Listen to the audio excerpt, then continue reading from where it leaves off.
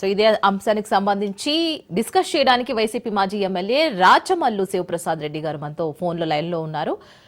Sir Sivaprasad గారు, so AP liquor scam విషయం అని చెప్పుకోండి అంటే ఇది కొన్ని నెలల నుంచి సంవత్సరాల నుంచి అనుకుంటున్నారు. ఈ కేసుకు సంబంధించి ఇప్పుడు ఎంపీ మిథున్ రెడ్డి అరెస్ట్ ఇప్పుడు తీవ్ర చర్చనీయాంశంగా మారింది. ఈ అరెస్ట్ని మీరు ఎట్లా చూస్తున్నారు?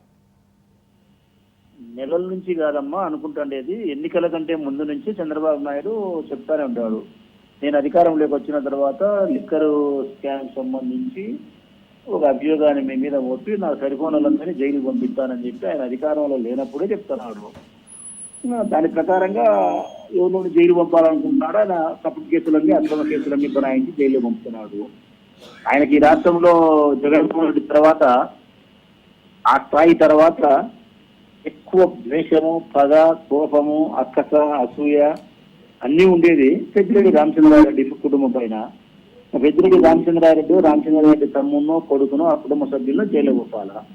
అందులో అతనికి ఈజీగా అవకాశం ఉండేది మిథున్ రెడ్డిని పంపచ్చు, ఈ లిక్కర్ స్కామ్ లో పెట్టి అని చెప్పి పంపిస్తున్నాను.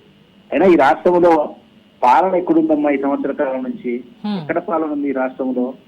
పేద ప్రజల యొక్క జీవితాల్లో వెలుగు నింపడానికి ఈ ప్రభుత్వం ఏమాత్రం ప్రయత్నం చేయలేదు. ప్రతిష్టలను మట్టు పెట్టడానికి, జైల్లో పంపడానికి, అక్కసు తీసుకునే మాత్రమే ప్రయత్నం జరుగుతుంది. సంవత్సర కాలం నుంచి రాష్ట్రంలో జరుగుతున్నది మాత్రం కక్షపూరితమైన రాజకీయాలు, కక్షపూరితమైన చర్యలు.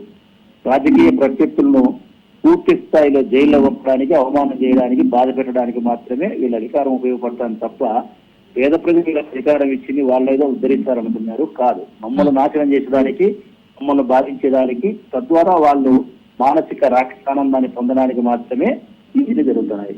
రోజాను బాధ పెట్టారు, ఉప్పాల హారికను బాధ పెట్టారు, ఇంకొకరిని బాధ పెట్టారు, విడుదల రాజనీని బాధ పెట్టారు.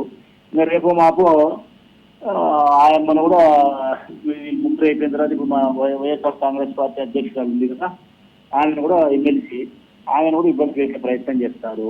నల్లపరెడ్డి ప్రసన్న కుమార్ రెడ్డిని పూర్తిగా ధ్వంసం చేస్తారు, ఆయన మీద కేసు పెట్టారు. రోజులను తిట్టారు, ఆయన కంప్లైంట్ తీసుకోరు. ఇంకో చోట ఉప్పాల హారికను కొట్టారు, తిట్టారు, లంచాలు అక్క అంటారు, ఆమె మీదనే కేసు పెట్టారు. ఎన్ని అమ్మవారు చేసినది? సోషల్ మీడియా యాక్టివిటీ వాళ్ళందరినీ జైలు పంపిరి, సుప్రీంకోర్టు తీర్పిచ్చా, ప్రభుత్వం చెప్పారు తప్పు తాగండి చేయాలని అని చెప్పి. అయినా వాళ్ళకు బుద్ధి రాదు. పోలీసులు పూర్తిగా వన్ సైడ్ అయిపోయినారు. ఏ మాత్రమే కానీ అసలు పోలీసులు చట్టం అంటే భయం కానీ, ప్రజాస్వామ్యం అంటే గౌరవం కానీ లేదు. ఏమి చెప్తే అది ఒక లిస్ట్ ఇచ్చినారు, ఆ లిస్టు ప్రకారం జైలు పంపాలా. ఒక లిస్ట్ ఇచ్చినారు, ఈ లిస్టు ప్రకారం ఈ బాధ పెట్టాలి వీళ్ళను. ఇప్పటి వరకు ఘోరాలు చూసినాం. ఇంకా భవిష్యత్తు కాలంలో ఏం నేరాలు చేస్తారో, ఏం నేరాలు చూడాల్సి వస్తారో. ఇప్పటి వరకు జైళ్లకు మాత్రమే పరిమితం చేసినారు. రేపొద్దున జైళ్లు కాకుండా కాటికి పరిమితం చేసే రోజులు కూడా వస్తాయేమో ఈ ప్రభుత్వంలో. దుష్టమైనటువంటి సాంప్రదాయానికి ఒక పద్ధతిని తెరదీశారమ్మా. ఇది తప్పనిసరిగా ఈ రాష్ట్ర ప్రజలకు మంచి అయితే జరగదు, రాజకీయ వర్గాలకు మంచి అయితే జరగదు. ఆరోగ్యవంతమైన రాజకీయాలు ఈ రాష్ట్రంలో నడచడం లేదు, అనారోగ్యమైనటువంటి కలుషితమైన రాజకీయాలు నడుస్తున్నాయి.